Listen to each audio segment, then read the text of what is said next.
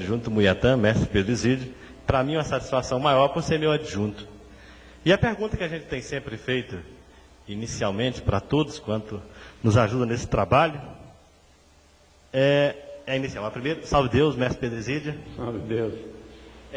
Como é que foi que o senhor encontrou, qual foi o primeiro contato que levou o senhor a vir ao Vale do Amanhecer, a conhecer o Vale? Foi através de um casal amigo, que na época eu tinha um carrinho e eles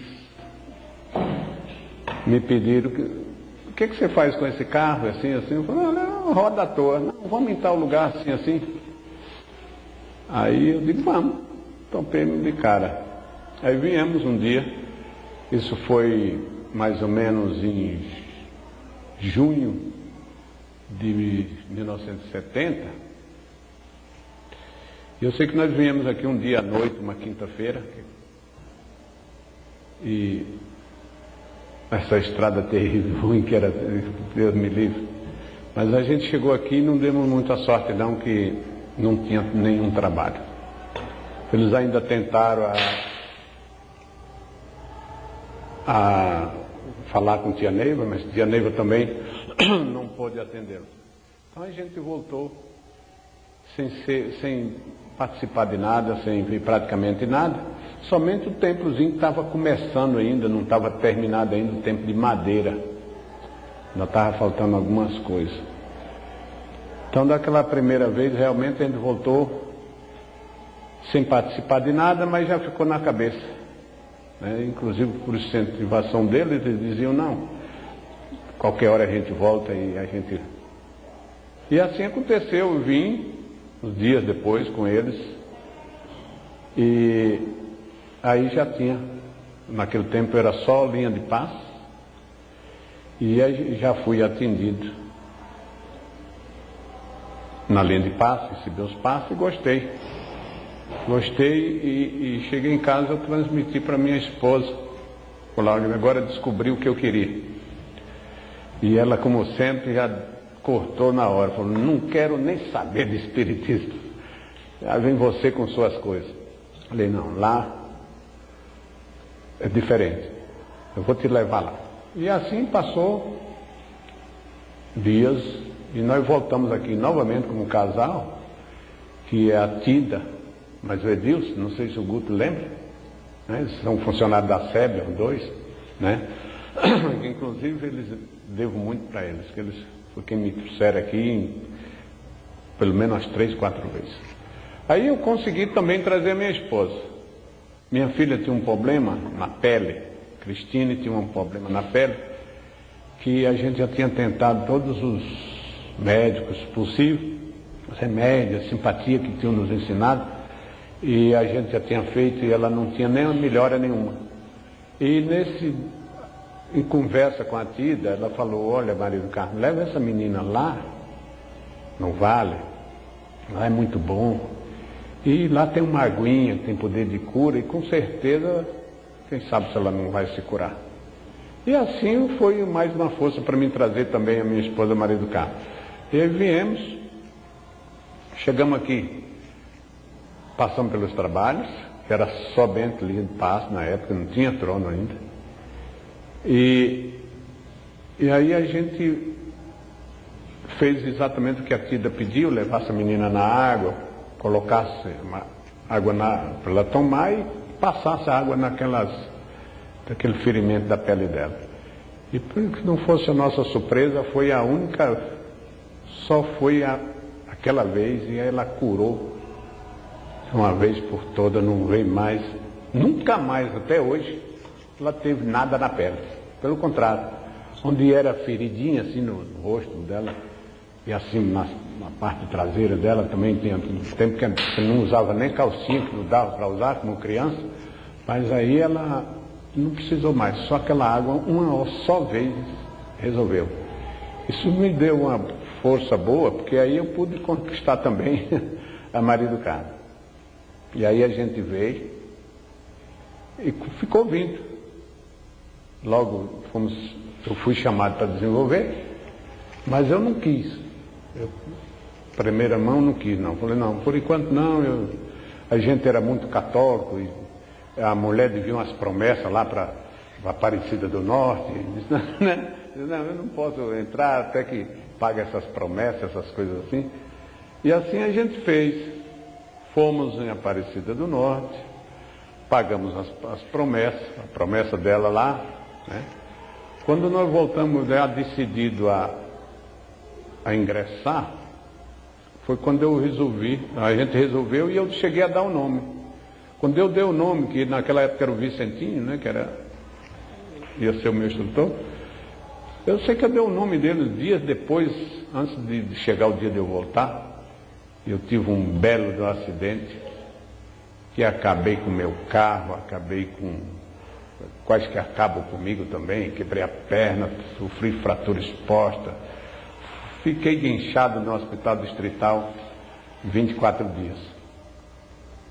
Mas lá mesmo, eu já sabia pedir por aquilo que tinha acontecido, né, os passos que eu tinha recebido.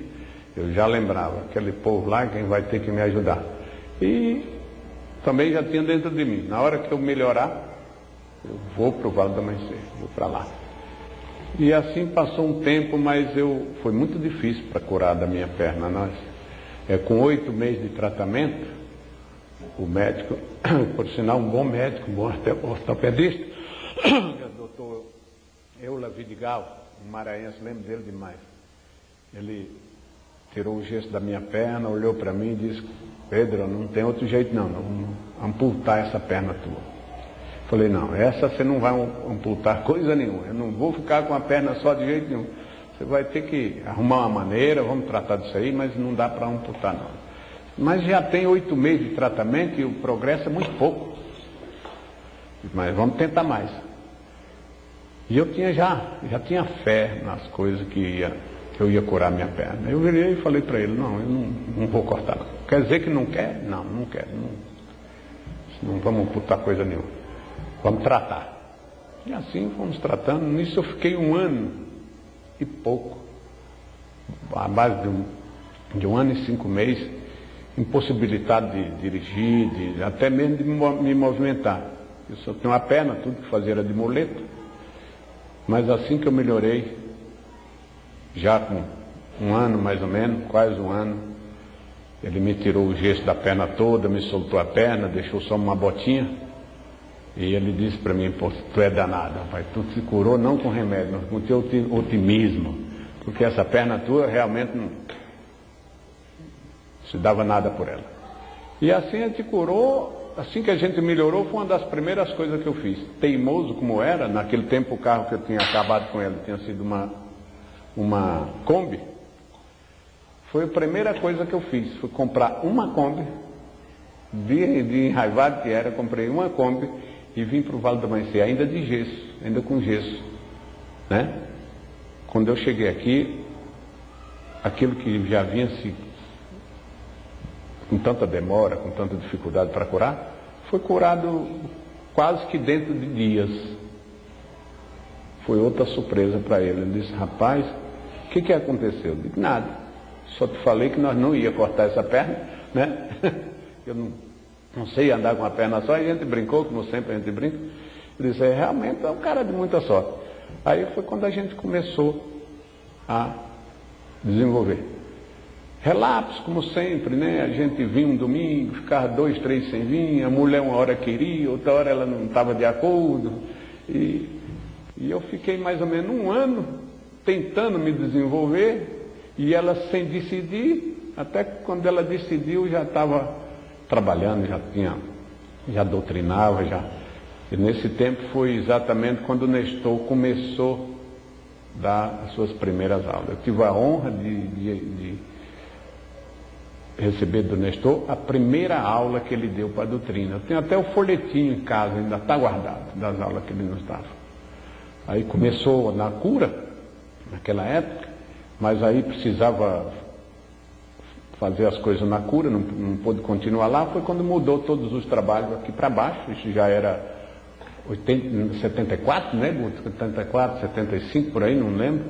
E E aí a gente já desenvolveu com ele lá debaixo de um pezinho de manga, lá embaixo. Nessas alturas aí minha mulher também já estava fazendo desenvolvimento, num grupinho lá, bem na beira do córrego lá, até com um mestre bacana, rapaz, que eu sempre procuro lembrar o nome dele, não lembro. Ele é de Formosa, um velhinho bacana, muito bacana mesmo. Eu não lembro do nome dele, era o instrutor da minha esposa. E aí um dia minha mulher ficou um tempão para desenvolver. E a gente parado, eu não trabalhava, esperando por ela, ela não decidia. Um dia ele me chamou, o seu esposo dela, vai junto para ela, quem sabe se ela não consegue. E assim fizemos. Eu fui para o grupo dela e imediatamente ela incorporou. Como já havia muito tempo que ela estava lutando para incorporar, incorporou bem, incorporou o Caboclo Pena Branca, inclusive incorporou ela de vez, jogou ela em cima de um monte de cobra que não tinha tamanho, cobra desse tamanho, e a gente, fiquei com o maior medo da cobra ter mordido, né? Mas não mordeu coisa nenhuma, né? Levantou, a cobra ganhou o mato lá, e dali começou. Foi quando, então o meu início aqui foi assim, meio preocupante, perturbado, mas graças a Deus a gente venceu tudo isso. E como é que era o contato naquela época dos mestres com a Tia Neiva? Olha, tudo era em torno de Tia Neiva. Eu sempre, ainda hoje eu digo, para mim tem sido muito difícil que nós, nos médios da minha época, da nossa época, e para trás também, e até muito para frente, tudo era Tia Neiva. Tudo era em torno de Tia Neiva. Era para iniciar, era para tomar um passo, era para fazer uma viagem, era para falar, era tudo. Tudo você tinha que ir primeiro para Tia Neiva. As próprias entidades, você conversava com uma entidade, se tivesse alguma coisa, qualquer coisa, não precisava ser tão importante, ela já encaminhava, olha, procura falar com a mentora, né? Todo mundo chamando de mentora, vamos se orientar com ela para ver como é que se procede. Então a ligação, a aproximação era fácil. Naquele tempo ela gozava de uma boa saúde, né? De uma boa saúde, e ela tinha tempo para todos nós. A primeira iniciação? Eu não participei da primeira, eu participei da sua? A minha primeira iniciação. Eu não tenho a marca, acredito que eu não sou relaxado. Mas eu sei que eu lembro que nem hoje, a gente iniciou, a primeira iniciação que Tia Neiva fez, onde hoje é a Cruz do Caminho. A iniciação ficou ali um bom tempo, e eu fiz ali a primeira, a gente fazia direto com ela, a gente se ajoelhava diante dela. Então eu fiz, não lembro a data, mas foi... Eu e a minha esposa já iniciamos num dia só. E naquele tempo também não era fácil, não. A gente pouco ligava para a iniciação. Tinha médium que nem pouquíssimas pessoas. Uma vez eu falando com o Brito, aquele Brito de Planaltina, aquele forte, né? Ele disse assim, não, rapaz, inicia. O que é isso? Faz a tua iniciação, inicia a tua esposa, rapaz. Mas não estou trabalhando, não, mas é bom iniciar, depois. Naquele tempo era só quem mandava mesmo era a fitinha. Tendo a fitinha, estava ótimo. Então foi por incentivo do Brito, do mestre Brito, do qual eu tenho muito respeito por ele, foi que a gente resolveu fazer a iniciação. E naquela época, como é que surgiu a ideia ou o convite de parte de janeiro hoje, da formação do Adjunto? Isso aí já foi muito depois. Muito depois. Olha, eu depois da iniciação, eu também não fiz o primeiro grupo de elevação, não fiz. Eu fiz o segundo. Eu fiz porque tinha um dia, eu ia passando, e ela me chamou e disse assim, meu filho, você fez essa elevação primeira?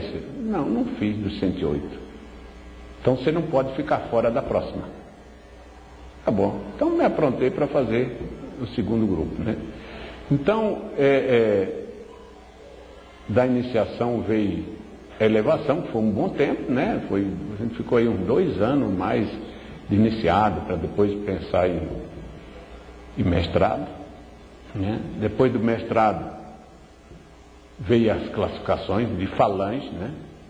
Que naquele tempo era a ordem nossa, e eu tenho tanto respeito por isso, porque eu lembro que nem hoje, eu era mestre luz, né?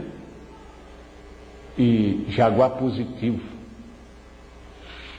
E eu saí como jaguar positivo. E um certo dia alguém virou para mim e disse assim: você não pode estar na minha frente, eu sou um mestre luz. Eu disse, tá bom. Aí fui para o meu lugar, né? Depois, claro, já aí com o meu trabalho, né? O meu trabalho foi que fui convidado a ser primeiro mestre luz consagração, o orixá da falange. E daí, outro tempo, outra temporada boa, para depois falar, o Guto já é do tempo do Guto, ele lembra muito, que nós nos reunimos com tia Neiva muito tempo, era como orixá de falange, sem se saber se ia surgir adjunto hoje ou amanhã, ninguém nem pensava nisso. E se tinha, não cheguei a ouvir, mas em 78 já, 78, na viagem de tia Neiva à Bahia, lá, o Prado, me parece que foi dali que começou a própria tia Neiva com intenção e já junto ao Pai Seta Branca, e claro, a formação de povos e adjuntos. Porque até a nossa ida lá, eu ainda tive a honra de abrir um dos trabalhos que ela fez, abrir uma linha de paz, claro. Quem abriu o trabalho foi o Zé Luiz e eu abri apenas a linha de paz, mas eu abri e estava presente na praia de capa e com a camisa da falange do primeiro mestre Luz Consagração. Então, depois da ida de Prado, logo começou a se falar em adjunto. Eu cheguei a ser relacionado pelo Alberto, nosso irmão, Yucatán, que eu cheguei a ser relacionado pelo Alberto para ser um componente dele.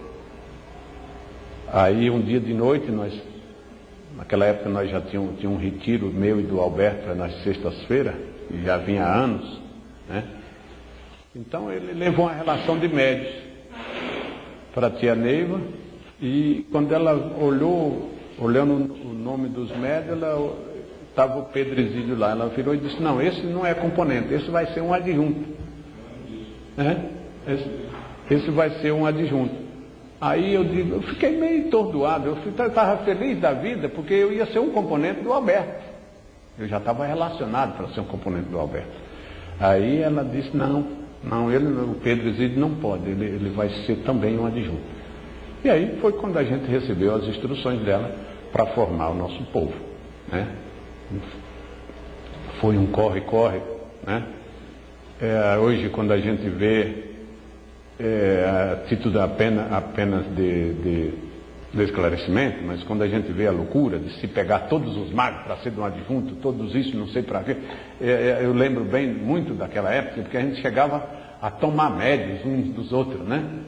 Muitas vezes o cara tinha dado o nome para ser, por exemplo, Amanhã, e eu chegava lá e falava: não, mas eu já dei o nome para ser Amanhã, mas tu é meu amigo, a gente se conhece há tanto tempo, então a gente terminava ganhando, né? Um e outros, né? Já tinha outros que era escolhido mesmo, não tinha jeito. Mas foi realmente uma coisa boa, trabalhosa, mas, porque não dizer muito boa, a formação do povo. Foi ali também que a gente começou a se sentir gente, porque você começou a ser visto pelos outros, e a melhor forma de se entender, de se sentir gente, é por outras pessoas, fica mais fácil. Para a gente fica mais fácil se sentir bem quando tem alguém que diz: não, ele é fulano. Parece que existe uma história entre um fato que aconteceu com o Dr. Ralph, que tem uma história Ralph contigo? Uma história? Ah, tem. Isso já foi bem depois, já algum tempo depois da formação de adjunto. Isso já foi mais ou menos, quer ver? Eu já tinha Brasilinha, né? 80, por aí, 1980. Eu tinha uma coriza que nada fazia parar. Eu tomava remédio direto, usava essas coisas para o nariz, que existia na época, eu usava de tudo e nada parava. Quando foi um dia, à noite, bastante tarde da noite, eu tinha saído daqui, né? Sentado num trabalho aqui, fui para casa. Quando eu chego em casa, isso em torno das 3 horas da manhã, 3h30 da manhã, o telefone toca. Aí eu fui atender o telefone. Quando eu atendi o telefone era o Mário Sassi. Aí ele disse, espera aí que Neiva quer falar contigo. Eu levei um choque, um baita de um choque. Na hora daquela tinha saído daqui, tinha Neiva querer falar comigo. Mas aí ela me falou comigo na maior das alegrias. Falou, meu filho, graças a Deus, olha, doutor Ralph acabou de passar o remédio para lhe curar. Está aqui, está escrito, você dá um jeito de vir buscar a receita. Naquele tempo ela passava a receita para comprar na farmácia mesmo, né? Lembra? Inclusive ela passou um remédio para mim que não existe mais, uma injeção por nome Desbi. Eu tomei uma série delas e tomei um iodo, a base de iodo, não sei o que lá. Eu tomei por 2 etapas. Passado e escrito por Dr. Ralph. E aí curou, graças a Deus, curou o meu nariz. Segundo ele, eu tinha uma abertura frontal aqui, que o líquido que circula na cabeça descia. Fechou. Acabou.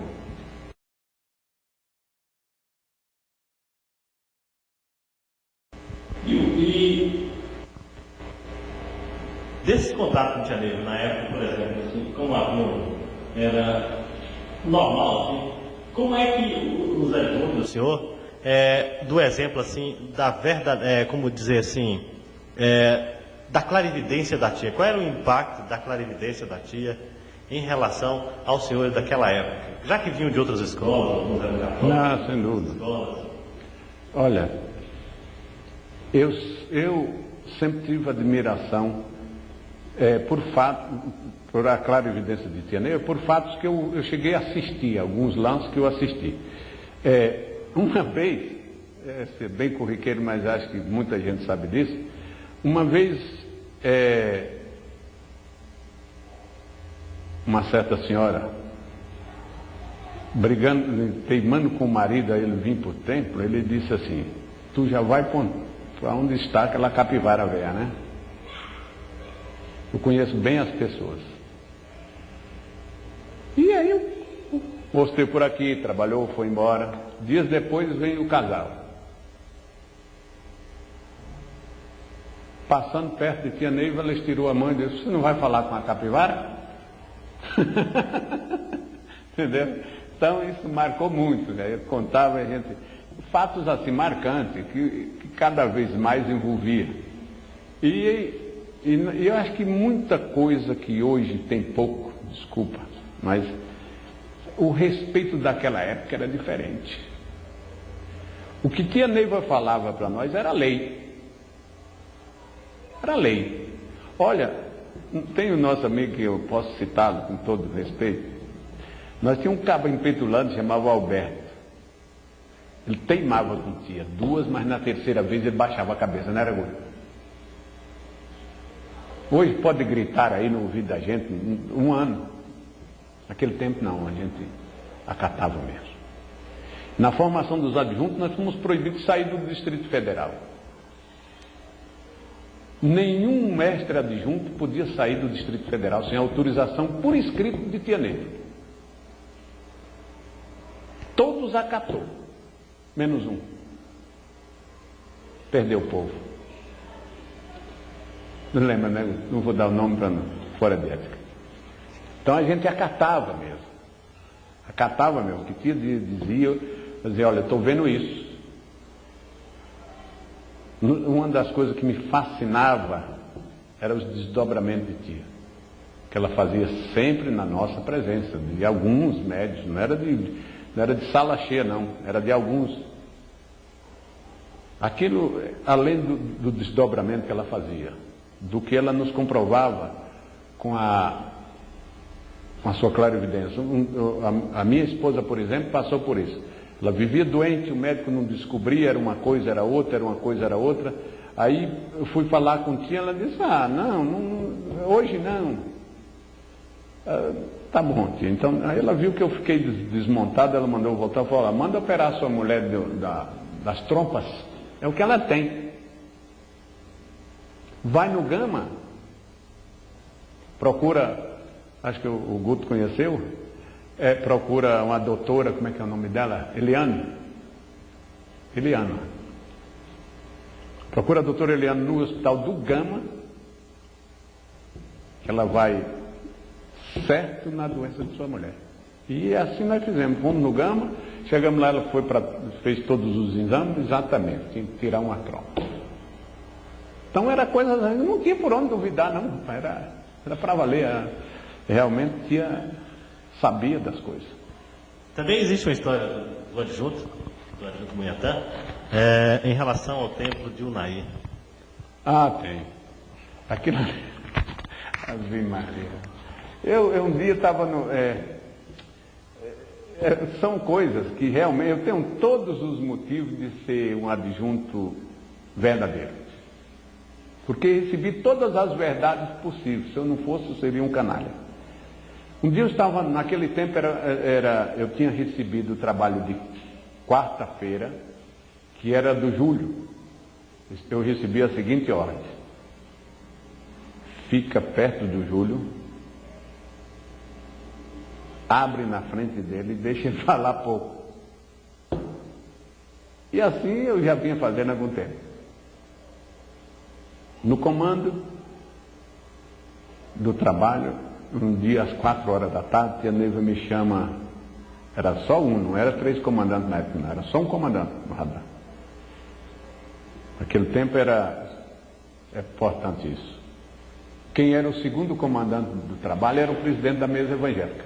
E o terceiro seria o comandante dos tronos. Por exemplo, se houvesse algum transtorno que o presidente do trabalho precisasse sair, mesmo para jantar, a gente vinha jantar na Casa Grande, quem ia ficar no radar era o presidente da mesa evangélica.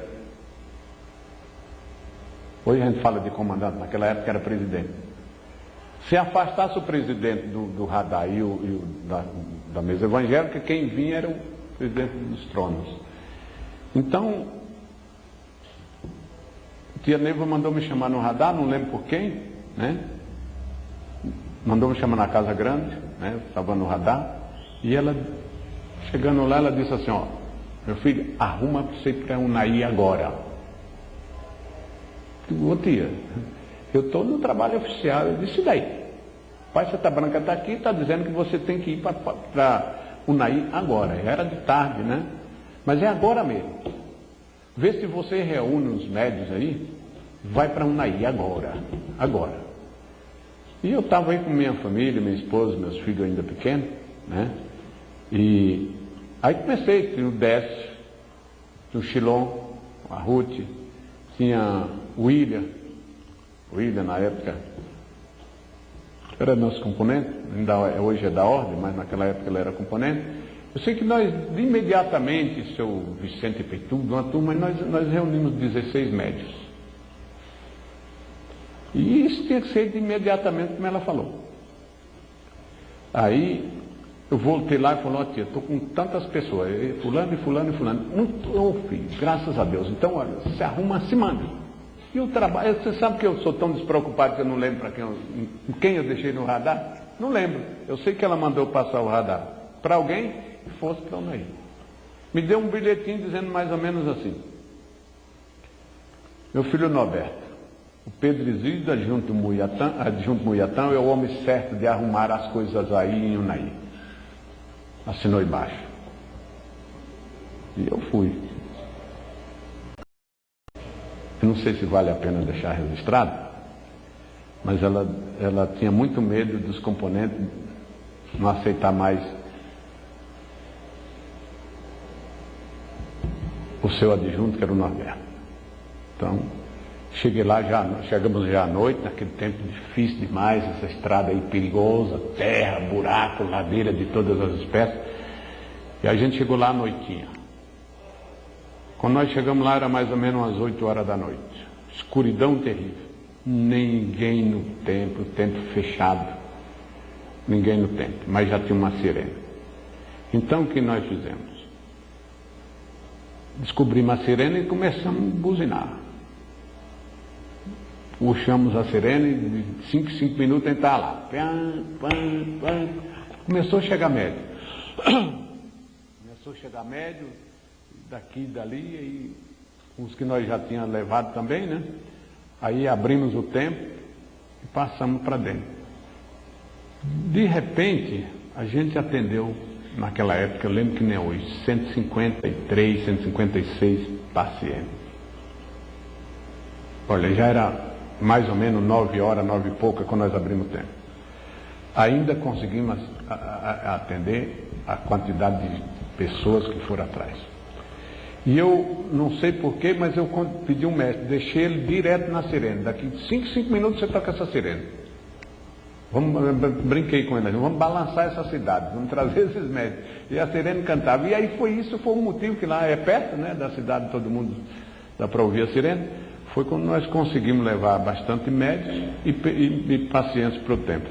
Fizemos os trabalhos, abrimos os trabalhos, né?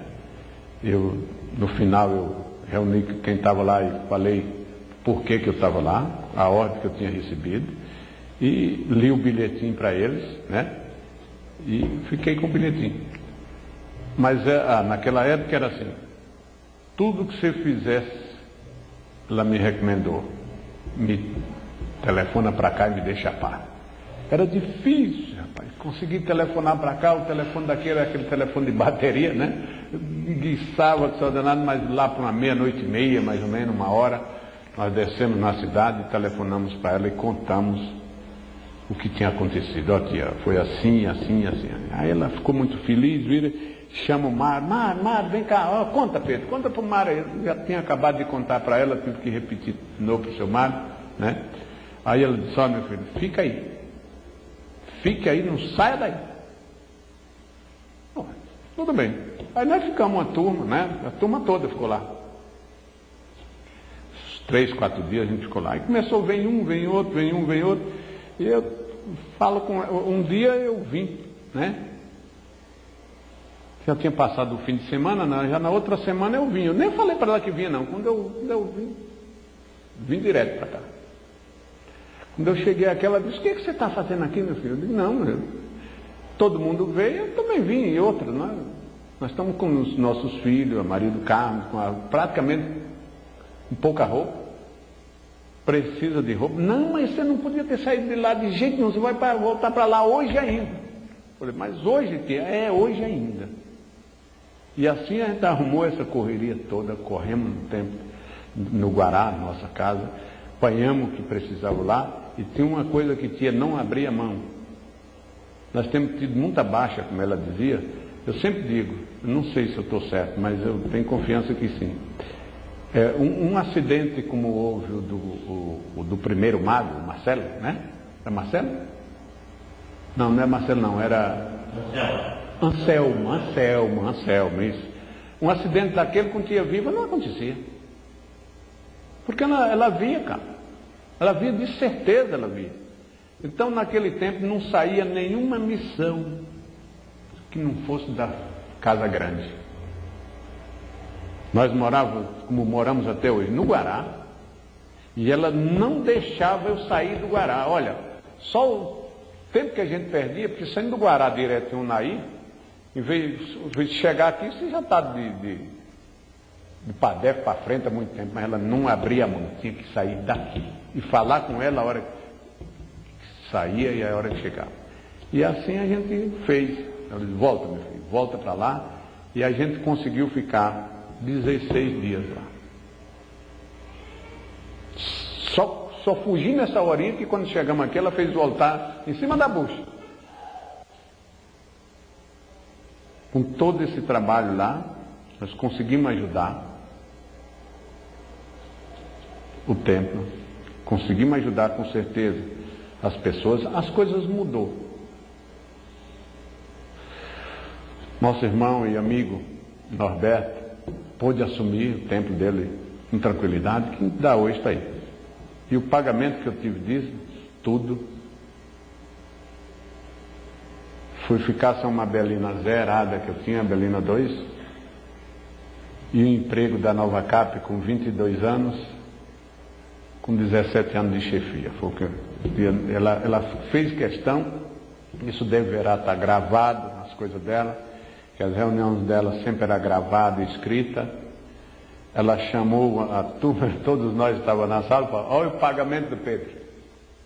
Pela grande missão desempenhada no Unaí, foi perder o emprego. Agora o homem está sem emprego. Quando eu vi, estava sem emprego. 22 anos? Não é possível. Não se preocupe não, que o pai Santa Branca vai lhe ajudar, vai lhe arrumar outro.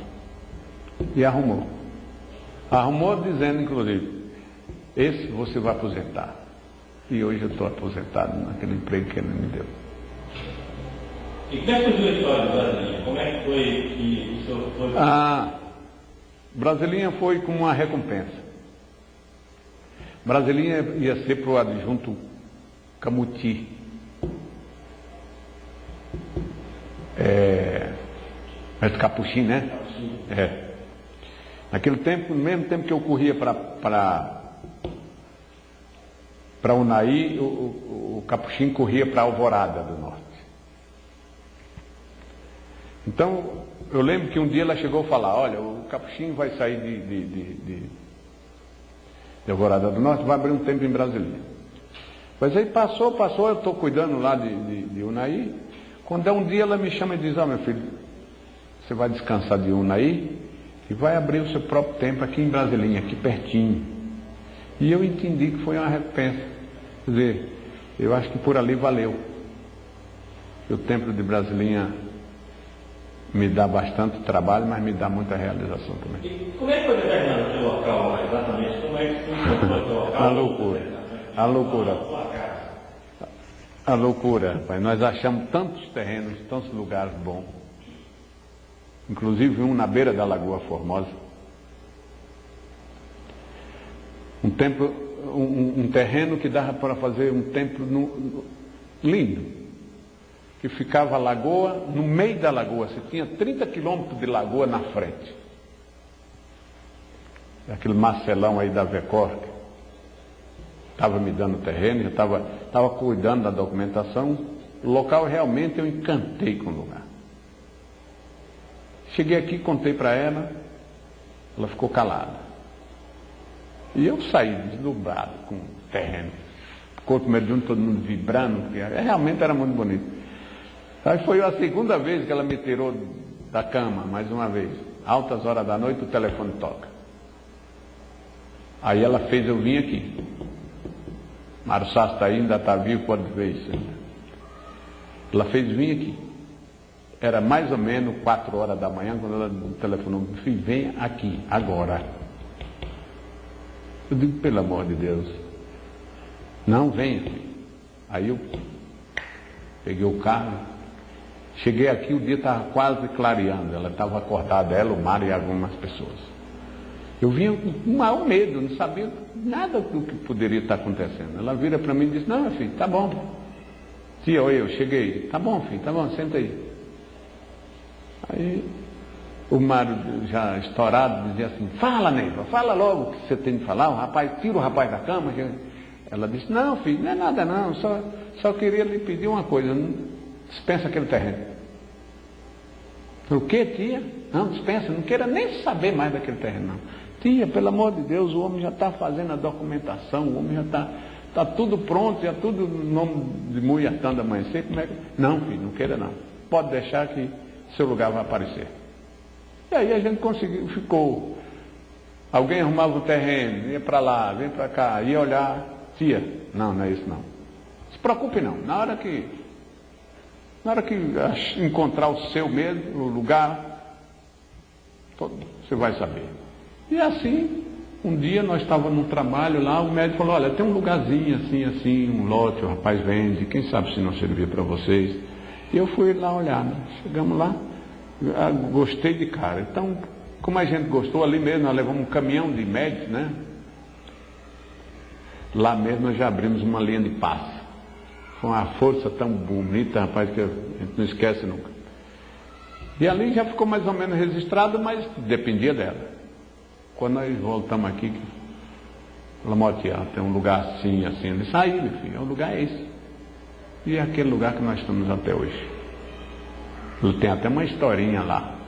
Ela me disse que era ali o local do templo, porque ali é um cemitério de índios, que tem cerca de 500 espíritos, segundo ela, enterrados naquele lugar. E agora, quinta-feira, nós tivemos a honra de conversar com um deles, que está bravo porque nós estamos quase terminando. Ele é um dos últimos que ainda se encontra por lá. Os outros, segundo ele mesmo, incorporado do nosso padrinho Luiz, disse que nós conseguimos tirar um a um e já está no fim, mas que ele não vai sair. E com a conversa que nós tivemos, eu tenho quase certeza em Deus, em Pai Santa Branca, que ele é um dos que já foi também. Com certeza. Então, a gente tem encontrado ali verdadeiras dificuldades, que é comum, mas com esperança de não só aqueles espíritos que ali estavam acrisolados há alguns anos, né, que foram matados por fazendeiros, né, e ali mesmo enterrados, eles não queriam sair dali por nada. Mas graças a Deus parece que as coisas se encaminham. E Padre? Ainda falando de Brasilinha, uma das coisas que me marcou também bastante. Assim que nós descobrimos o terreno, começamos lá embaixo. Logo ali para cima tinha um centro de macumba, aquele de bater tambor, mas bater forte mesmo. Então a gente trabalhou muito tempo, alguns meses. Uma das coisas que me marcava muito era exatamente na hora da cura. Abria aquela curazinha evangélica lá, e o tambor dos caras batia tão forte que parecia que estava dentro da cura. Aí um dia eu vim falar com o tio, digo, tia, mas tem... Ela sempre perguntava, como é que está, meu filho? Como é que está, brasileiro? Está indo, tia. Só que eu estou com a macumba lá perto, que Deus nos acuda, tia. É daquelas que bate tambor e... Quando a gente está com os trabalhos no templo, parece que o tambor está ali dentro do templo, junto com a gente. A gente tem que fazer tudo no som da batucada lá. Aí ela olhou e disse, filho, não se importa com aquilo não, vai depender de você.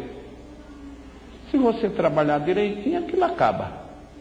Os médios que tem lá, você vai ganhar até algum deles.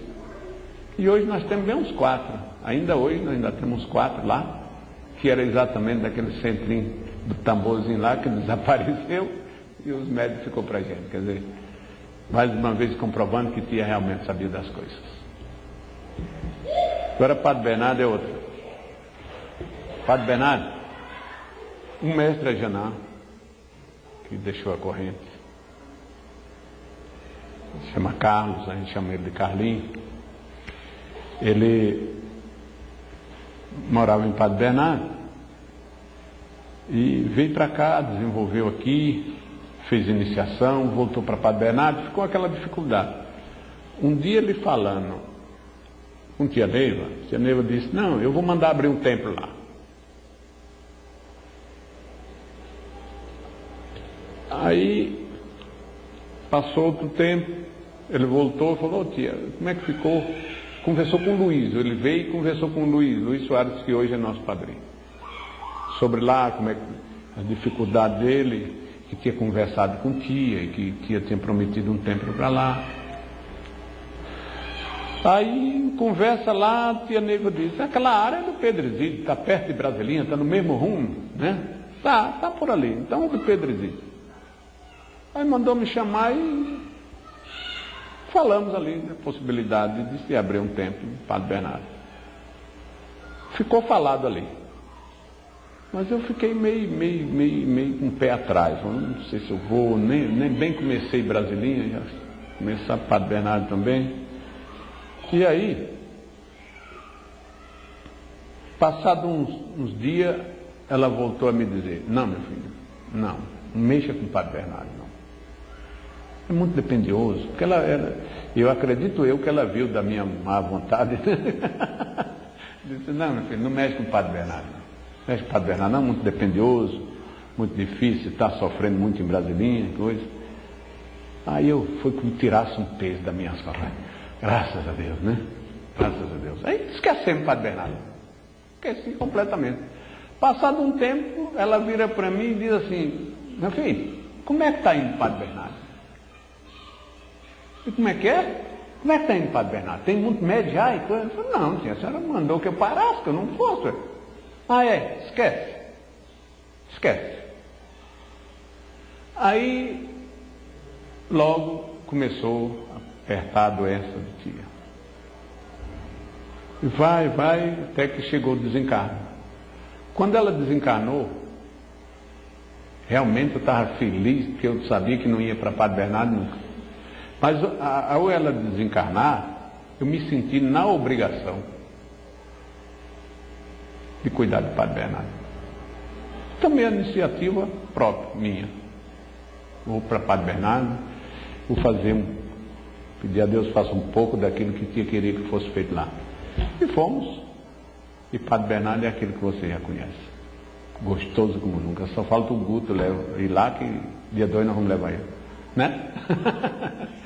Me realiza muito. Ali, outro sofrimento. Espíritos perigosos, violentos, inclusive o nosso amigo padre, que já não é tão mais brabo, já conversa com a gente direitinho. Espíritos enfrentavam a gente. Os espíritos incorporavam de olhos abertos, normal assim, batendo a pestana e vinha em cima da gente. E a gente tinha que conversar direitinho. Eles faziam ofertas que a gente deixava a gente balançado, como uma que o padre mesmo disse que ele tinha muito ouro lá. Ele disse que dava o ouro, todo o ouro que ele tinha lá, ele me dava para mim esquecer daquilo lá. Né?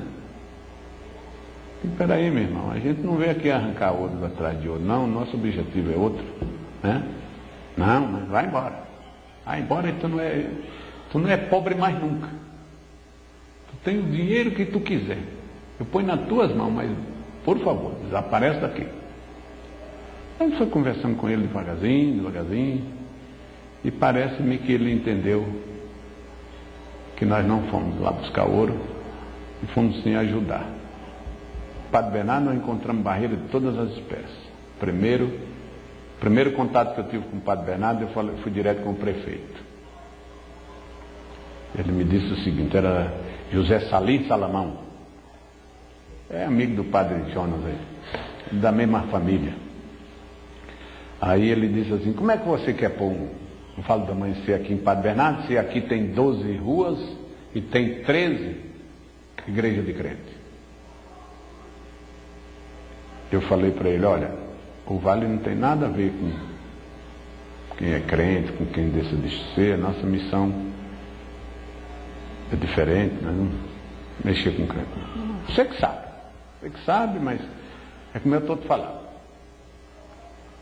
Aí nós já tínhamos a proposta de uma casa lá, nós começamos na casa de uma mestre, naquela época começou a desenvolver também, e nós começamos na casinha lá. E começamos já a fazer a documentação. Eu não, sabendo que Padre Bernardo, como ainda hoje é, eu digo, não, eu vou fazer o seguinte, nós vamos fazer um ofício às autoridades. E assim fiz. Mas o moço que me ajudava na época era o Nonato. E aí pessoalmente levei um nas mãos do senhor prefeito, levei um na mão do senhor juiz, deixei um para o padre, que eu não encontrei, e levei uma outra cópia na delegacia. Somente na delegacia, o senhor delegado sabia mais ou menos o trabalho de tia Neiva, gostou da ideia. Não, inclusive, olha, quem sabe se até eu não vou participar, porque eu gosto, eu respeito muito o trabalho de dona Neiva, e quem sabe se não gosta de ajudar. E me deu aquele apoio, quer dizer, eu pus uma outra cópia, eu pus no quadrinho e pendurei lá na porta, para que se alguém chegasse, todas as que eu entregava eu pedi um visto, que eu ainda tenho isso até hoje. Então, com aquela cópia com o visto do senhor delegado, do senhor prefeito, com o representante do padre lá, só não conseguiu o aval do senhor juiz. O senhor juiz de direito do padre Bernardo, naquele tempo era o presidente de todas as igrejas lá, quer dizer, ele era o homem forte. Então, chegou lá, ele me enfrentou terrivelmente. Eu fui obrigado a falar para ele, depois de mais ou menos uma hora de conversa, eu, ele e o Nonato, eu falei para ele, não, senhor, o doutor não precisa ficar preocupado.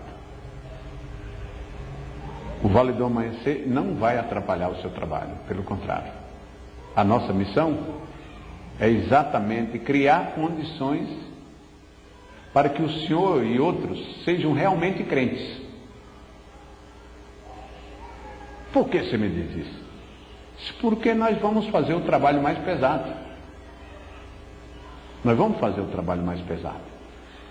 As pessoas realmente não conseguem ser realmente crentes porque eles se deixam se levar por coisas que muitas vezes desconhecem, e esse é o trabalho do Vale do Amanhecer. Nós vamos entrar, vamos tirar as pedras maiores do caminho e com certeza as pessoas realmente vão ser crentes, verdadeiramente crentes nessa cidade. E ele me deu um aval assim muito de leve, ficou de assinar o nosso papel lá e nunca assinou. Morreu e não assinou o danado, morreu há pouco tempo. Mas também não mexeu com nós. E um fato marcante, que eu não posso deixar de registrar isso, foi a pressão dos crentes. Como a gente sofria. Tem uma vez que a gente estava trabalhando, ele estava com o culto bem na porta da casa onde a gente estava trabalhando. E um certo dia, isso já depois, eu já tinha o terreno, né? Já tinha o terreno definitivo, que é onde hoje é o templo. Nós começamos ali. Quando nós já estávamos com as paredes mais ou menos levantadas, desceu um ônibus cheio de gente, e segundo os médios lá, tinha 11 outros carros de gente, era muita gente, era cerca de 150 pessoas para frente. Então eles pegaram, fizeram um círculo de mãos dadas em torno do templo, né? E fizeram lá o trabalho deles, segundo eles, para espantar o demônio do Vale do Amanhecer. Aí me telefonaram, falaram, todo mundo apavorado. Eu digo, tá, não, e agora? Agora vai acabar mesmo, que não tem jeito. Aí eu fui lá, dias depois eu fui lá, cheguei lá, estava todo mundo apavorado. Rapaz, olha, fizeram aqui, o menino quis agir, mas não, eles fizeram muito. Não, fizeram bem, deixa pra lá. Mas eles fizeram aqui, berraram aí pra caramba, os caras falando, que estavam expulsando o demônio do Vale do Amanhecer. Aí eu fiz até uma brincadeira, eu falei, uai rapaz, então tá fácil. Já que eles expulsaram o demônio, ficou mais fácil para nós. Então vamos meter a cara, vamos construir esse templo, vamos mostrar para eles que o demônio realmente foi embora. E foi exatamente o que a gente aconteceu. A gente virou a coisa e o templo está lá. Nós pegamos o negativo e transformamos em positivo. Não foi? Eu achei isso de uma inteligência que, claro, não foi minha. Foi alguém que ter batido aí no meu ouvido, porque eu peguei esse tema lá. Já que eles expulsaram o demônio, poxa, o nosso trabalho mais pesado aqui é ele, então ficou fácil, vamos fazer as coisas. E fizemos. Graças a Deus, não tem tanto mérito, mas já tem um tempo. Ninguém pode reclamar do Pedro Isídio. Lá está o tempo.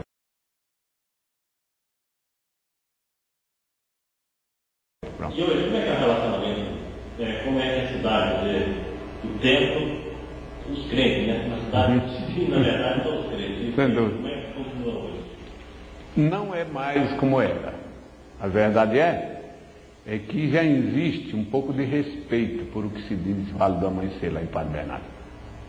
Isso dito por moradores de lá. Médios que moram vizinho de crentes, já ouviram, segundo eles, não foi para mim, mas já ouviram, segundo eles, dizer que realmente esse Vale do Amanhecer tem alguma coisa porque ninguém conseguiu aparar, né? A coisa está aí e eles não puderam fazer nada.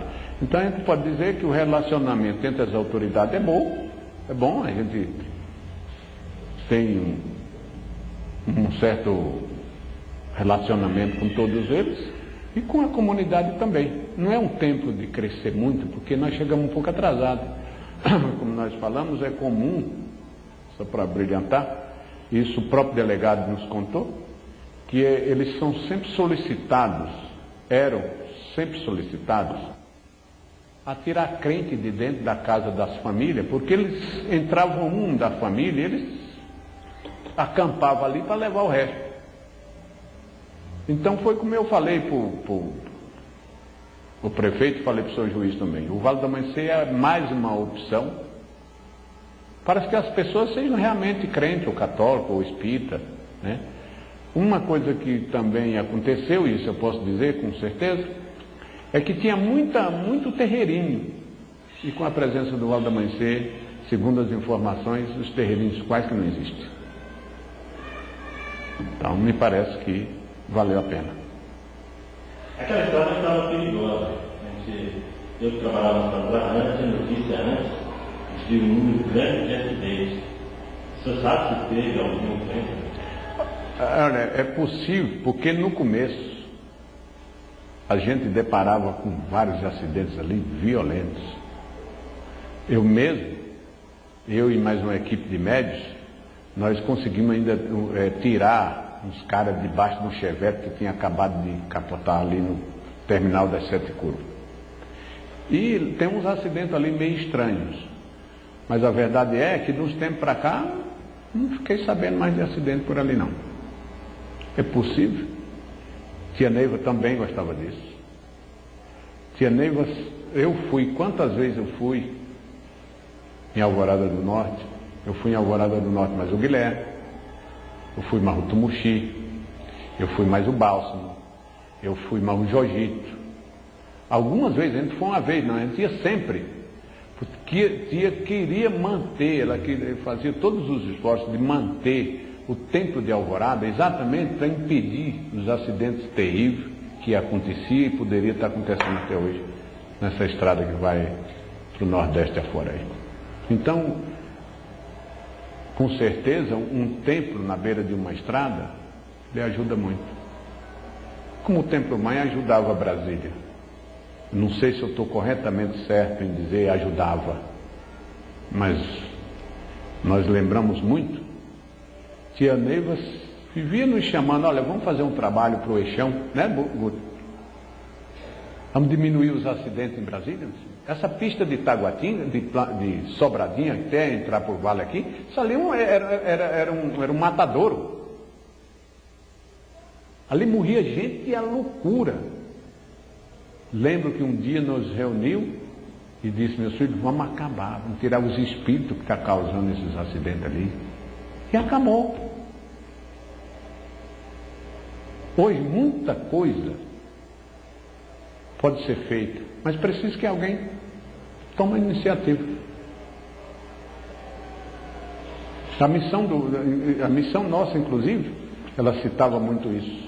Por isso é que o Vale do Amanhecer é colocado atrás do Palácio da Alvorada.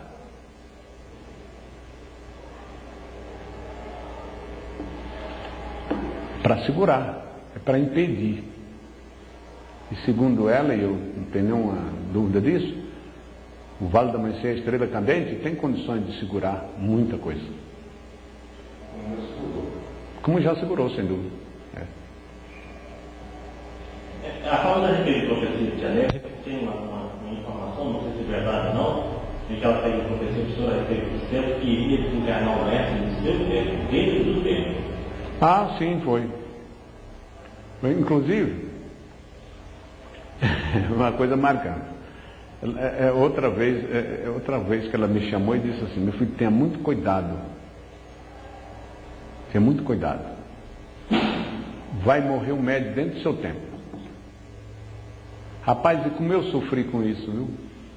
Para mim, qualquer arruaçazinha que estava, já era a hora do... E era o cara que estava desencarnando.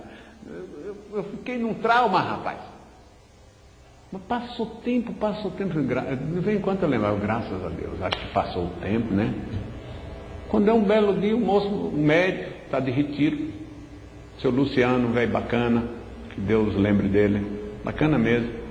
Ele passou o dia de retiro, lá tardezinho, no anoitecer já, abriram a linha de passe lá e ele, com todos os médicos, foi tomar um passinho lá. Na hora que ele pôs as mãos aqui, tomou o primeiro passo, quando ele seguiu para tomar o segundo, caiu e já caiu morto. Na linha de passe. Então, eu fiquei com medo, mas não deu nada, porque ele já tinha problema do coração, né? E a família já sabia que quem estava segurando ele mesmo um pouco era o Valdemar. E como segurou alguns anos, mas morreu lá dentro, para confirmar aquilo que ela tinha me prevenido. Tem cuidado, meu filho, vai morrer um médio dentro do seu tempo. E foi dito e feito. E morreu até outro, não sei se de qual que ela estava falando, porque em Padre Bernardo também ia morrer um. O cara se suicidou lá dentro do templo. Então a bala no vidro que saiu do outro lado. Cara bom, rapaz. Eu não entendo como é que uma pessoa daquela chega a um ponto de fazer uma coisa dessa. Até hoje não entendi. Beleza, amigo, camarada, cuidadoso, bom doutrinador.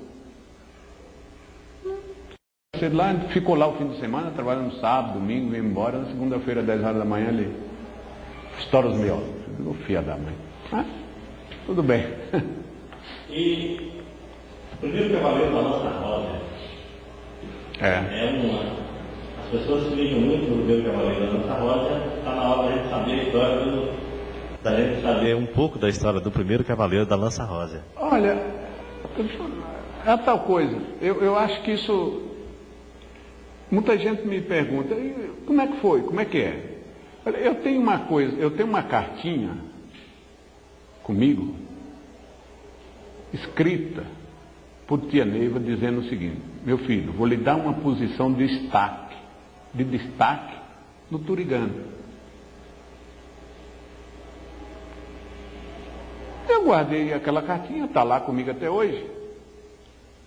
E depois disso foi que surgiu o Cavaleiro da Lança Rosa.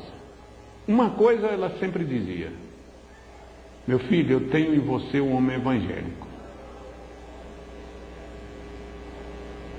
Ela gostava muito de bater no meu peito e dizer isso. Teve um dia que ela bateu e disse assim: meu filho, você é a minha esperança.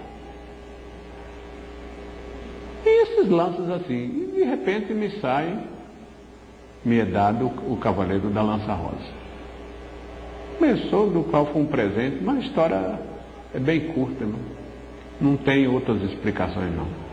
Inclusive a gente passa até por certos apertos, porque surgiu Cavaleiro da Lança Vermelha, Cavaleiro da Lança Lilás, Cavaleiro da Lança Rosa, depois veio o Cavaleiro da Lança Azul e do Bale. Vinha depois, né? Está lembrado? Então, quando consagrou, quando ela criou o Cavaleiro da Lança Vermelha, o Guto está aí, lembra bem? Ela chamou 2 mestres, colocou um como primeiro e outro como segundo. Ali, onde é o restaurante do Batista hoje. Chamou o F, chamou o Pedrinho, não sei das quantas, ele é do adjunto do Germano, né? Se esses 2 homens são os Cavaleiros da Lança Vermelha, do qual o F abraçou e o Pedrinho nem ligou. Nem ligou. Eu nunca nem vi ele fazendo trabalho de Cavaleiro da Lança Vermelha, mas foi dado por tia. os dois. Depois de um tempo, foi que ela passou a autorizar o Efre a formar novos cavaleiros da Lança Vermelha. Ficou eu e o Guilherme, Lança Lilás, e eu, Lança Rosa. Nós fomos pelo menos umas 2 a 3 vezes com Tia Neiva procurar sobre o nosso povo, se nós formava ou não. Eu já tinha inclusive uma equipe de médios de Jaguares que queria ser Lança Rosa. Na época tinha o Ismar, que é o meu segundo ministro, Luiz Consagração, queria ser Lança Rosa, de outros adjuntos também. Eu já tinha uma relação mais ou menos de quantas pessoas queriam, mestres queriam ser Lança Rosa. Fomos várias vezes, pelo menos umas 2 ou 3 vezes, eu tenho certeza disso. Eu e o Guilherme juntos. E ela não disse que sim, nem disse que não. Por isso, talvez, eu acho que por isso o Guilherme, o Lança Lilás, representante do Lança Lilás, não formou, e o Lança Rosa também, porque ela não mandou que nós formássemos. Houve uma pressão um tempo aí, que tinha o Ilpol, até me apareceu depois uma ninfa-sol, dizendo que era a 5ª cavaleira do livro. Meu Deus do céu, a 5ª cavaleira da Lança Rosa. Eu falei, poxa, e o terceiro, e o quarto, e o segundo? Entendeu? Não. Então, eu sou tranquilo, quanto a essa parte, eu estou tranquilo, porque se houvesse necessidade, ela teria nos mandado, assim como mandou o Efre. Você já pensou só um cavaleiro da Lança Vermelha, que sufoco com tanto trabalho para ser feito? Né? Já Lança Rosa, não. Qualquer um chega no leito magnético, faz o canto, tudo bem. Né? Tudo bem. Porque o canto é uma parte, é a primeira parte, a segunda ela deu só para mim. Né? Então, eu acho que foi uma boa. Eu só quero fazer por onde não decepcione nem o cavaleiro da Lança Rosa e nem tão menos Tia Neiva. Cruz do Caminho. Existe a história sua também na Cruz do Caminho. Olha, rapaz, essa história existe, está escrita, mas depois já apareceu outras histórias, eu não sei mais até onde a gente pode ir. Mas isso foi a minha primeira prisão. A minha primeira prisão, junto com a minha esposa, foi quando ela nos deu essa pequena história. Primeiro eu tinha uma ligação, tenho, uma ligação muito grande com a Cruz do Caminho. Eu me fascinei, até mesmo com o nome, Cruz do Caminho. Né? Cruz do Caminho. E um dia conversando com ela, eu falei, tia, mas como eu adoro esse trabalho, essa Cruz do Caminho. Não tinha prisão na época ainda, não tinha nada. Aí foi quando começou as prisões, que está o Guto aí que pode me ajudar. A prisão começou, foi por ela.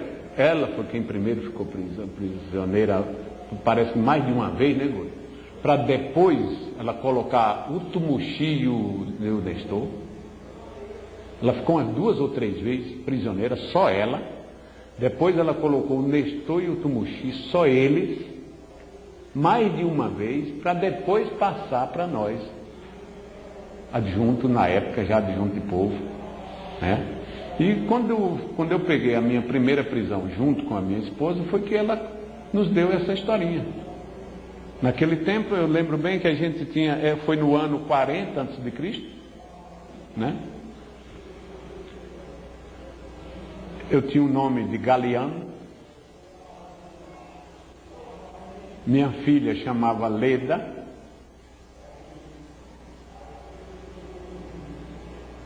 Eu não lembro o nome que era da... Eu sei que mais ou menos o seguinte, nós estávamos juntos, eu, a Maria do Carmo, Cristina e Fábio, nós estamos juntos por várias vezes. Naquela época nós já estávamos juntos. Então, eu me rebelei, mais ou menos, como Galiano, saí fora da corte e arrumei tomei de assalto um certo castelo, né? Que esse castelo ficou conhecido depois exatamente pela bravura, não seria bravura, e sim pela ignorância de Galiano, né? E o ponto de referência deste castelo segundo a história que eu tenho, era uma cruz, que já tinha o nome de Cruz do Caminho. Era como se você fosse para o plano piloto, você tem que passar pelo Sobradinho, né? Então, essa Cruz do Caminho já existia lá, que também servia de referência. É tua nível, parece. Que já tem como referência, serviu de referência também para aquele castelo. Então, a ligação exatamente do que havia entre o castelo e a Cruz do Caminho, eu não lembro bem.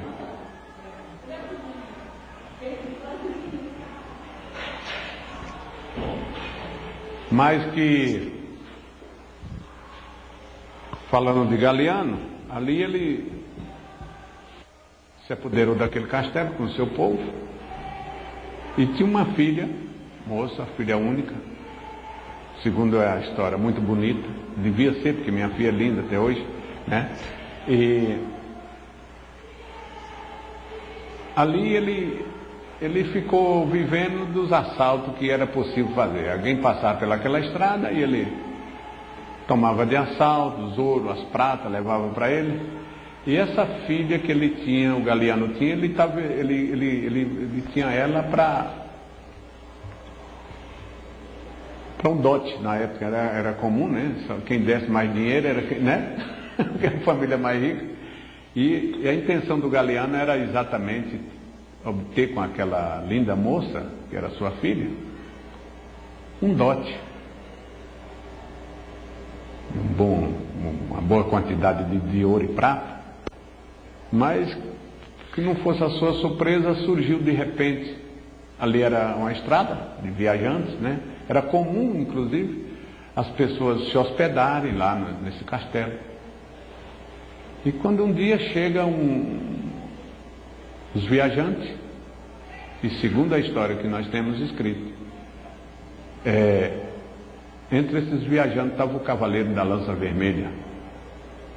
Veja bem, o Cavaleiro da Lança Vermelha, que ao olhar na filha do Galiano, daqueles amor assim que quando bate e cola, né?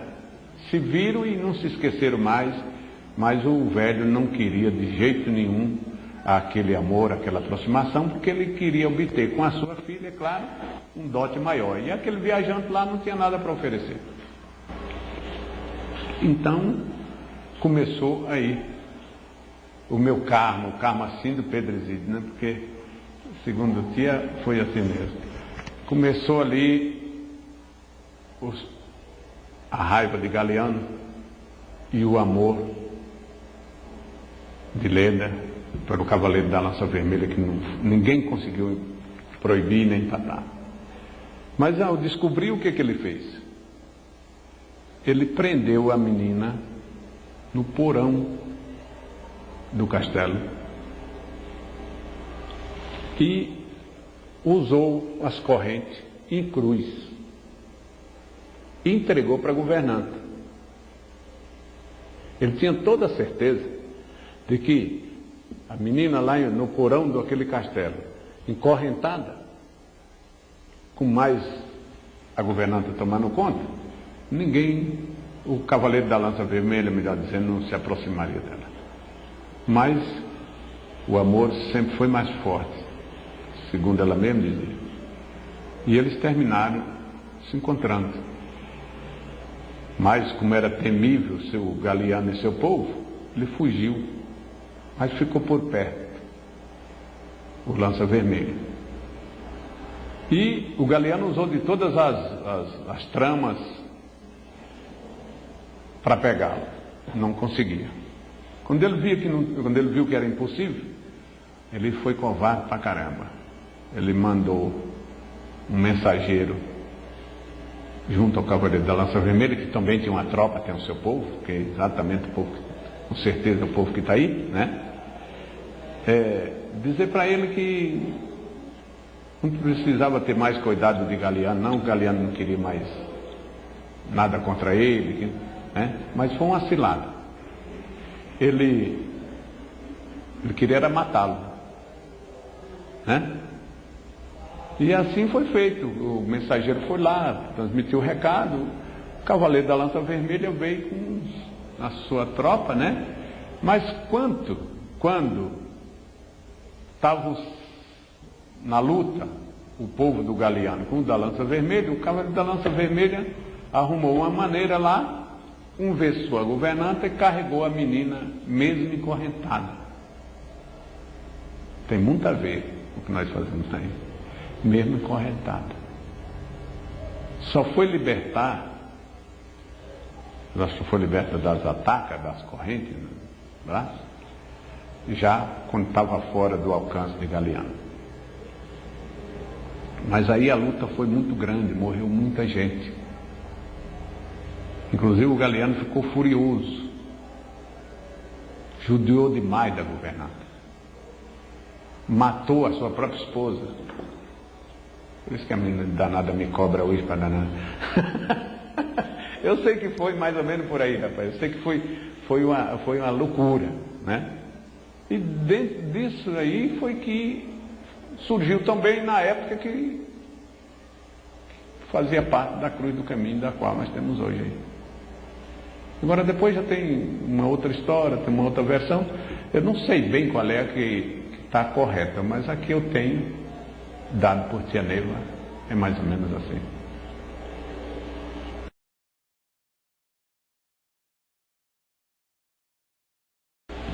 O adjunto Goiatã é um adjunto assim, na própria formação do povo, um pouco diferente, porque o senhor tem componentes no Templo Mãe, parece que a maioria são no Templo Mãe, tem Brasilinha e tem Padre Bernardo. Então são três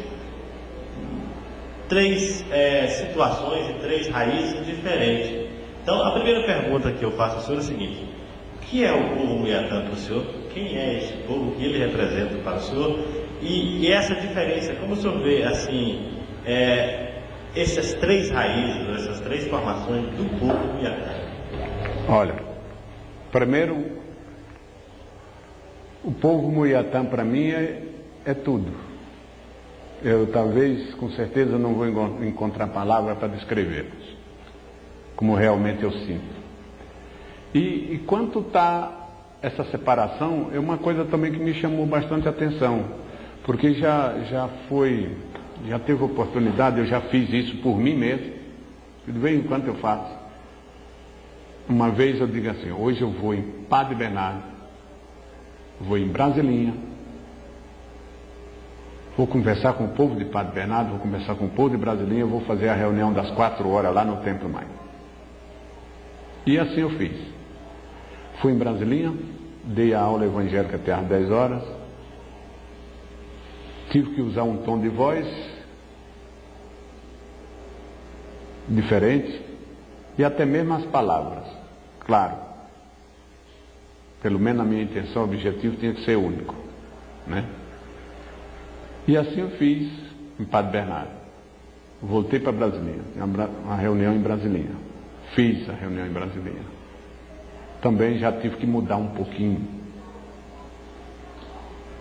entre Padre Bernardo e Brasilinha.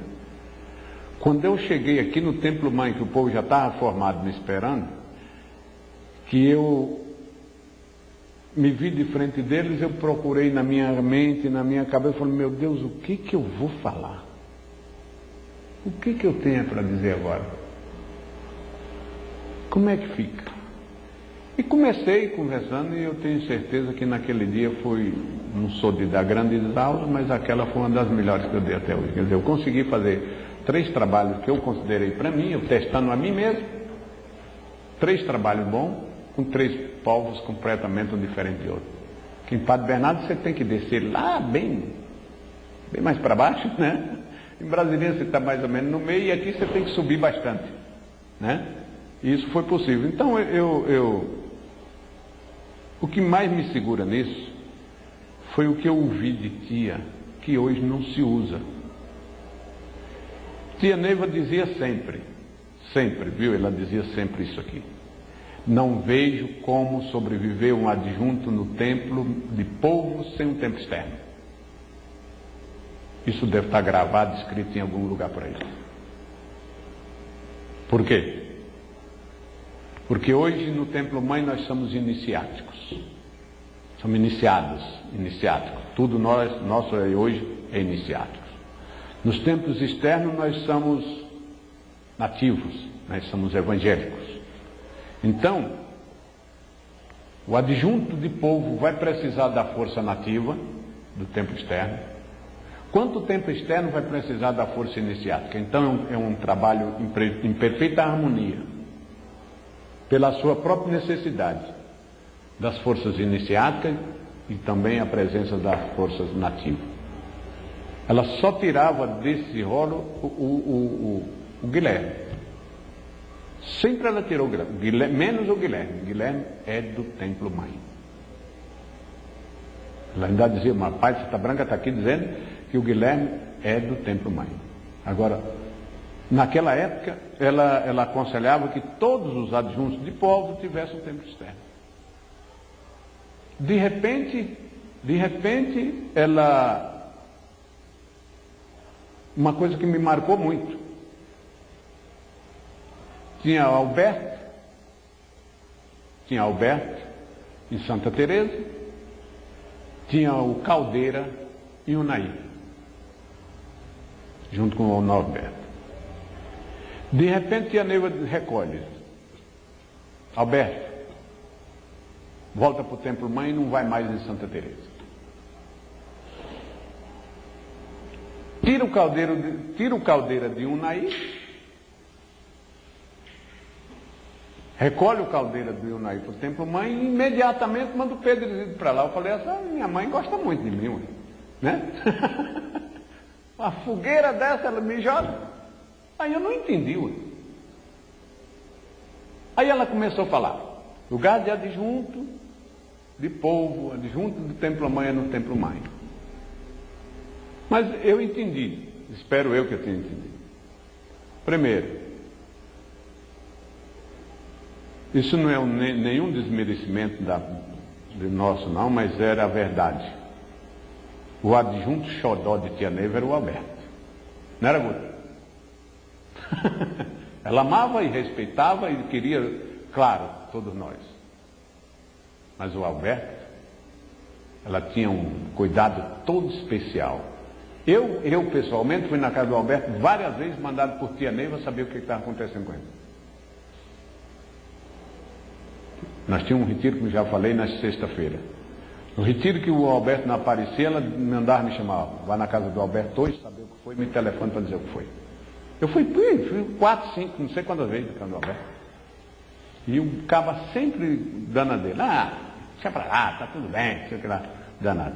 Então, eu entendi o seguinte, que realmente a coisa pesou para o Alberto lá em Santa Teresa, e Tia ficou com medo de acontecer alguma coisa com ele e trouxe ele para o Templo Mãe. Com Caldeira também, porque não é possível, porque ela tira os dois e me empurra para Unaí, assim com ordem por escrito, né? O adjunto Muiatã, mestre Pedro Zídio, é a pessoa certa de consertar o Unaí.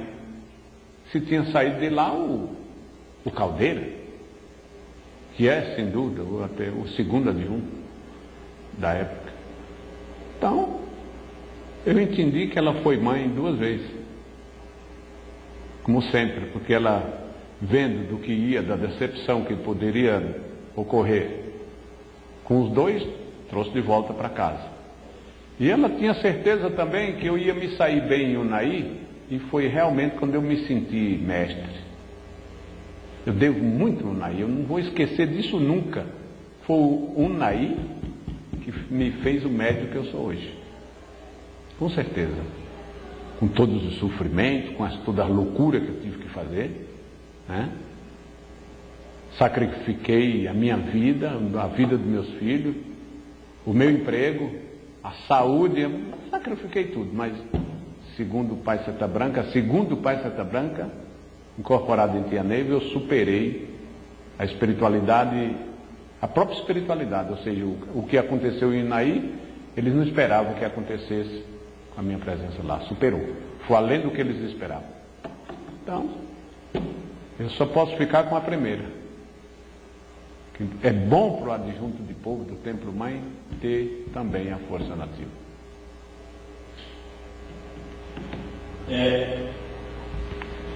Quando, já voltando um pouco atrás, na época da formação da corrente, a gente sempre ouviu falar da presença sempre constante, aí a nível já de incorporações, de Paizão, Paizambu, Mantildes,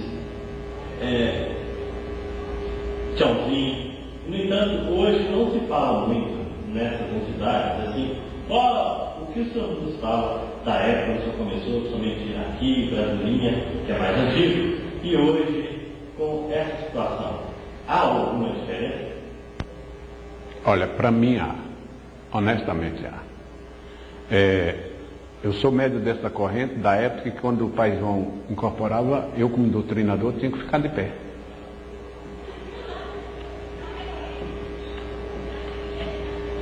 Então me assombra hoje, me assombra bastante, quando eu vejo a facilidade, a mecanização que existe entre nós.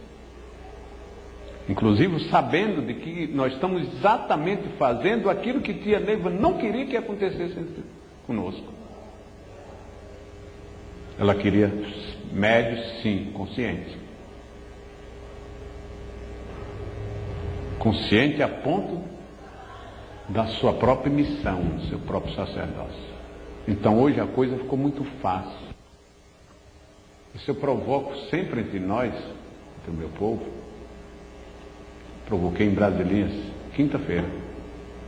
Eu conversando, dando uma aula que eu dei de manhã, de tarde, aliás, no intervalo do retiro, eu falei propositalmente 3 vezes em Pai Santa Branca, nem um médico se mexeu, mandei eles ficar de pé. Porque é falta de respeito. Nós, médios desta corrente, temos por obrigação, de onde ouviu o Pai de Santa Branca, o nome de Pai de Santa Branca, nós nos curvar um pouquinho e dizer salve Deus.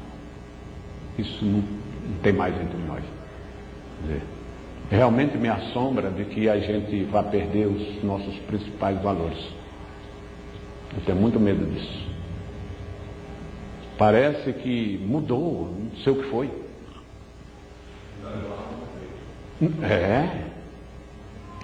Mantilde, Mãe Yara, essas entidades, Ave Maria. Ave Maria, eu tenho verdadeira admiração àqueles médicos daquela época, todos têm o maior respeito por uma entidade dessa. Hoje não, se incorpora na linha de passe, bate no peito dizendo que é pai. Não, isso é outra mecanização, mecanismo que eu desconheço. E o médium, por exemplo? O médium, antes de janeiro, ele é diferente dos médiums que hoje estão no momento?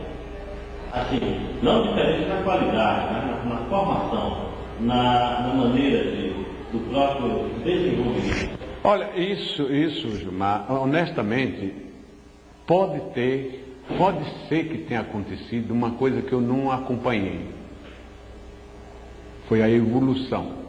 Pode ser uma evolução, não sou contra não. Mas que é diferente, é. Isso não diminui os de hoje, nem tampouco os de ontem. Mas que existe uma diferença, existe. Existe até nas coisas mais simples possíveis. Existe sim, tem uma diferença muito grande. Porque, a tendência é ficar mais diferente ainda. Também me assombra um pouco. Eu acho que essa diferença não tinha por que existir. Não tem porquê nem para quê. Eu acho que o princípio dessa doutrina é tia Neiva.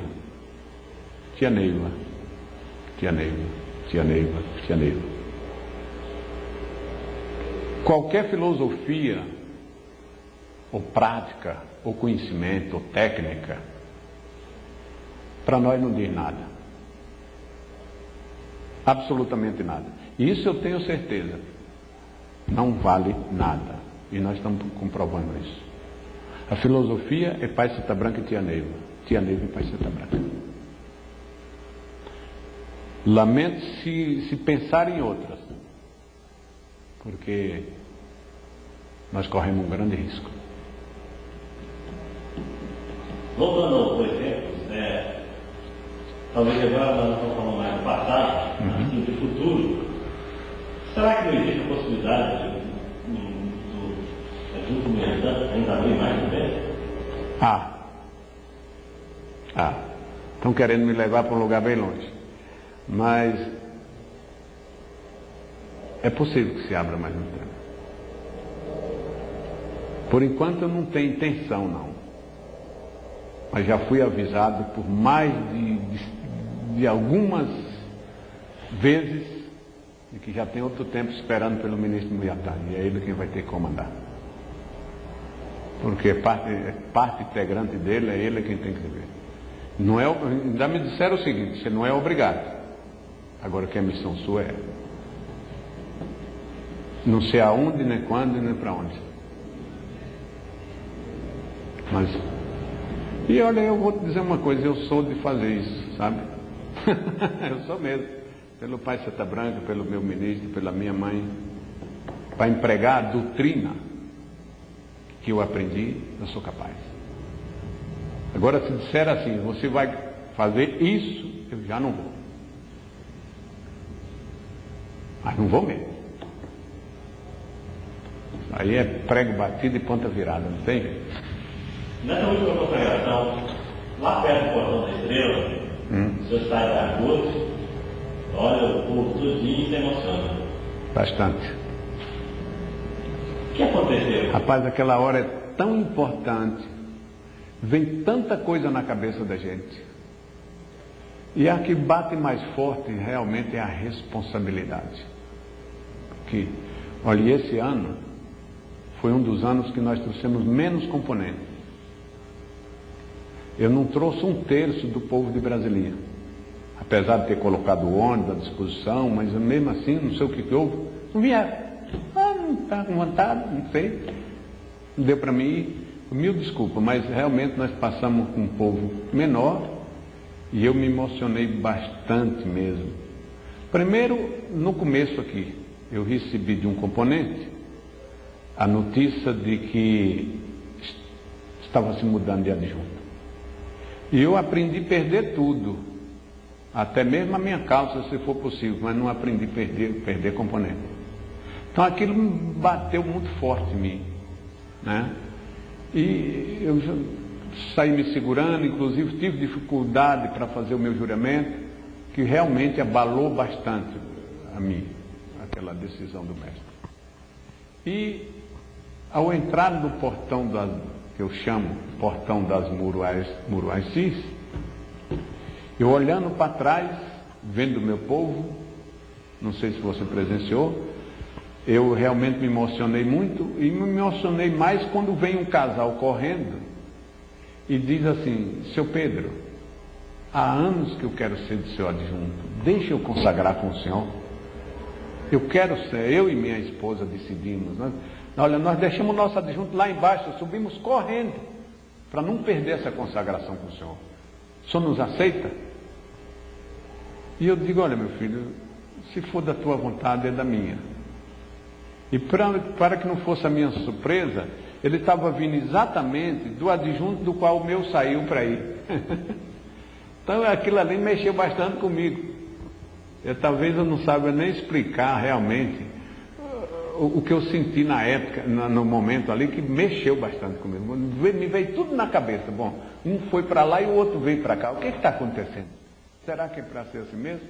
Então essas consagrações mexem muito comigo. Só peço a Deus e os homens que se harmonize, que faça as coisas direito, para que nunca na história do mestrado do Jaguar aconteça o que aconteceu o ano passado na consagração de falange do mestrado, que é tão valiosa quanto a do adjunto povo. Um homem deveria ter a coragem de não emitir isso. Eu falo, não sei se já falei para você ouvir, mas o homem só pode abrir o plexo e dizer eu, sétimo raio, se ele consagrar a cintura do mestrado dele. Eu acho que por ali que começa, não? Eu entendo assim. Então, que Deus nos ajude, está marcado para o 2º domingo de dezembro, né? essa consagração de falange do mestrado, eu acho da maior importância. Eu acho que Deus e Pai Santa Branca e Nossa Senhora Apará, né?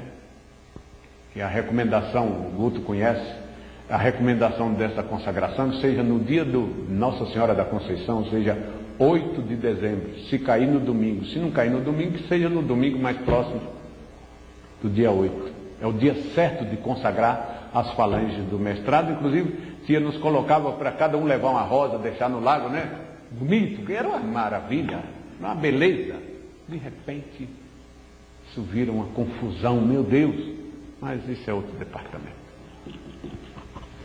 Bom, Fiquei distante do senhor, se o senhor quiser, seu povo, para deixar registrado.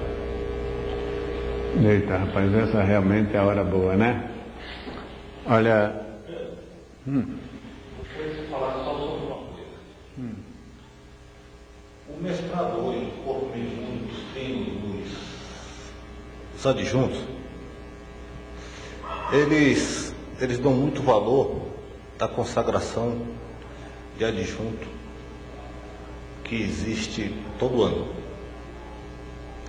Mas eu sei que você, assim como eu, é um seguidor fiel do que Tia Neiva deixou. Eu também não abro mão do que ela deixou, em hipótese alguma. E dentro do que ela ensinou, você não acha que,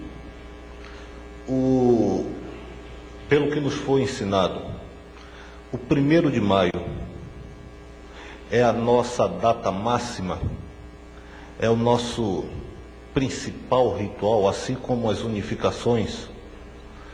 Então, eu te pergunto, você não acha que seria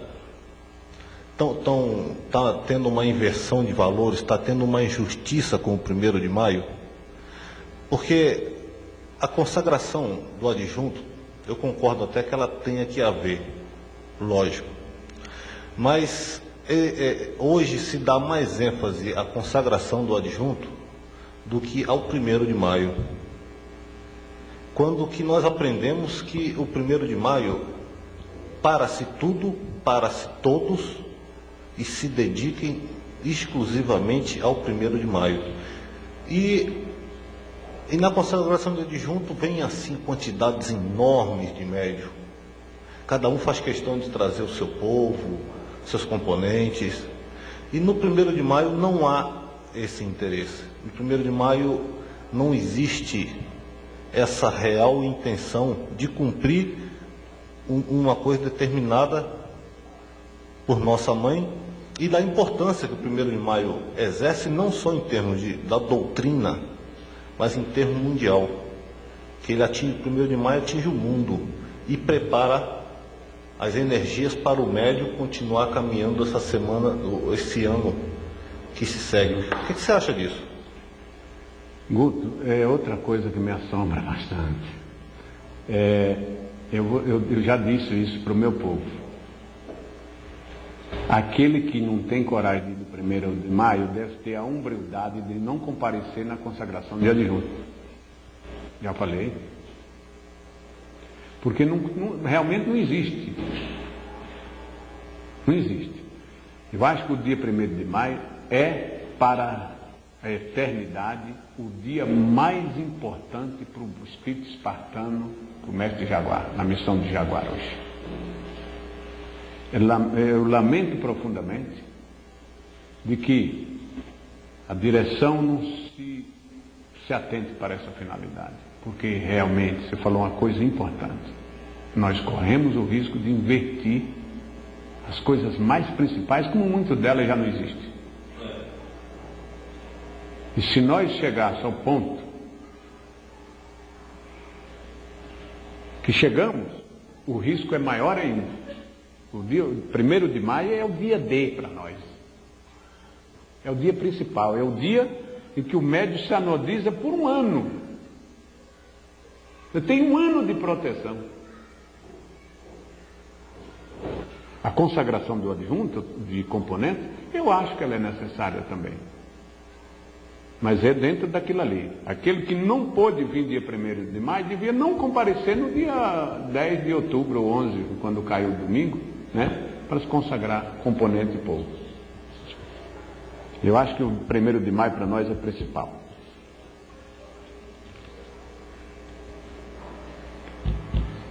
Estou à vontade, pode ficar à vontade. Foi verdade, aí o tempo, se eu quiser falar, está livre. Eu sou um médio diferente, não sei porquê, talvez seja pela minha ignorância. Hoje eu tomo conta de 2 templos. As iniciações dos meus médios, quando eu viver, vai ser feita aqui no castelo de iniciação do Templo Mãe. Porque eu acredito que só aí tem condições de se iniciar com Dalai Lama. Pode ter havido uma grande evolução, não sei, eu fiquei na beira da estrada. não sei. Como também a elevação de espada. Se eu tomasse conta de um templo, isso vou deixar declarado. Muito longe, eu desaconselharia os meus médios a vir fazer um mestrado. Está escrito, gravado, nesse grande acervo que tem aí. Um médio elevado fora da estrela como o peixe fora d'água.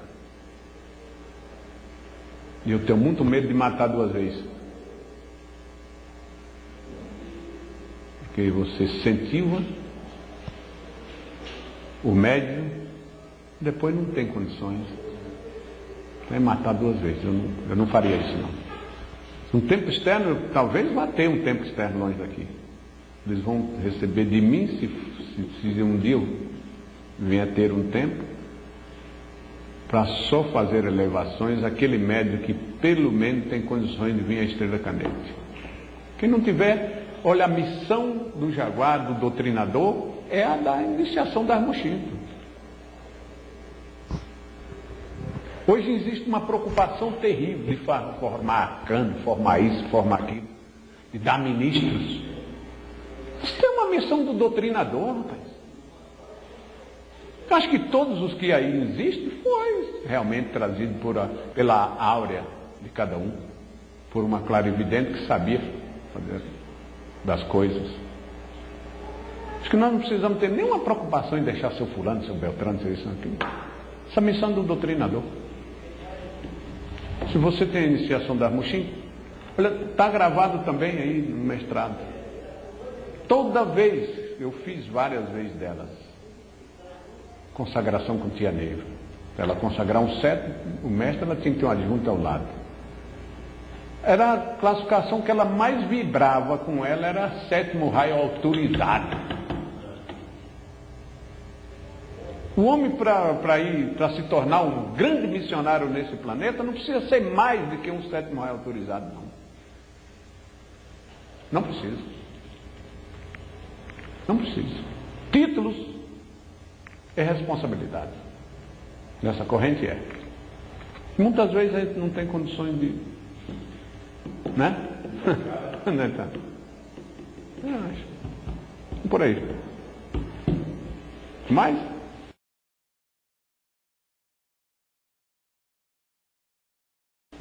Bom, quero agradecer ao senhor por essa oportunidade. E o ministro Miatã me deu muita saúde. Eu preciso. Muita saúde, muita paz, que o senhor levar essa missão à frente. E que esse tempo, quando vier, que possa também dar alegrias como Deus tem dado, as alegrias do brasileiro para a terra. Eu já recebi essas mensagens, essas comunicações, mas eu tenho muito medo, porque nas condições de abrir templo hoje eu não me enquadro. Não tenho nada contra ninguém, pelo contrário. Eu sempre digo, vou continuar dizendo, eu sou um dos bons presidentes de templo, não dou trabalho para ninguém. O fato de eu não estar aqui e ali não quer dizer nada. Nunca fiz nada que desabonasse a minha coordenação. Enquanto eu viver, vou trabalhar para que isso nunca aconteça. Vou fazer dentro daquilo que eu aprendo. Agora, eu quero dizer para o meu povo o seguinte: se depois que eu sair daqui,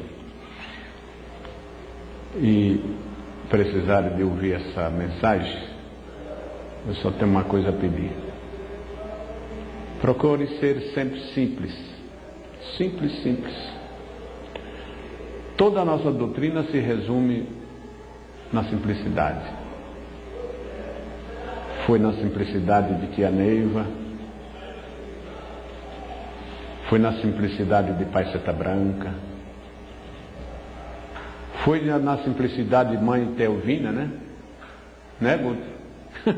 De Mãe Teovina, de Mãe Yara, quando apareceu doentinha na cadeirinha de roda. Foi quando a gente cresceu, foi quando tia se tornou a grandeza, o poder que é hoje. Então, em primeiro lugar, que seja bastante simples. Segundo, que seja simples mesmo. Em terceiro, que sejam verdadeiramente simples. Salve Deus.